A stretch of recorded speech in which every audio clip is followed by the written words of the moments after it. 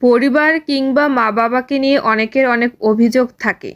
আমার তেমন নেই। হতে পারে আমি লাকি অথবা আনফরচুনেট। আমার হাতে থাকা মোবাইল খুব দামি না হলেও আমি এতটুকু বুঝি এইটাই সাধ্যের মধ্যে অন্যতম। সত্যি বলতে গেলে পৃথিবীর সবচেয়ে দামি মোবাইলটাই আমার পরিবার আমার হাতে তুলে দিত। কিন্তু আমার পাশে থাকায় তাদের চোখের বিশাল সব ক্লান্তি ঢেকে যায়। সেটাই যথেষ্ট বড় গিফট। অর্থকষ্টে মা একবেলা না খেয়ে বাবার সামর্থ্য একেকটা রক্তবিন্দু কম বেশি হয়, সামর্থ্য ভালোবাসা না। আমি কৃতজ্ঞ তারা আমাকে যা খাওয়াচ্ছে, পড়াচ্ছে, যেভাবে রেখেছে। আমার গা গরম হলে সবার আগে আমার মায়ের মাথায় ঠান্ডা পানি চাপে। টাকার দরকার হলে সবার আগে বাবা নিজের পকেটের দিকে চোখ রাখে। আমার যতটা স্বাধীনতা দরকার সেটাও তারা দেয়। যেখানে নিঃশব্দে টাকা জরুরি সেখানেই টান। আমি তাই নিজেকে ব্লেসড ভাবি। এটা বুদ্ধিমত্তা, বাইরে চাষাবাদ দিতে নেই, সবকিছুতে দোষ খুঁজতে নেই। আনফরচুনেট প্যারেন্টস চাওয়ার পাশাপাশিও নিজেরই আনফরচুনেট চাইল্ড হওয়ার চেষ্টা রাখতে হয়। দিন শেষে মা বাবার কাছেই শান্তি, সেখানেই সকল সুখ।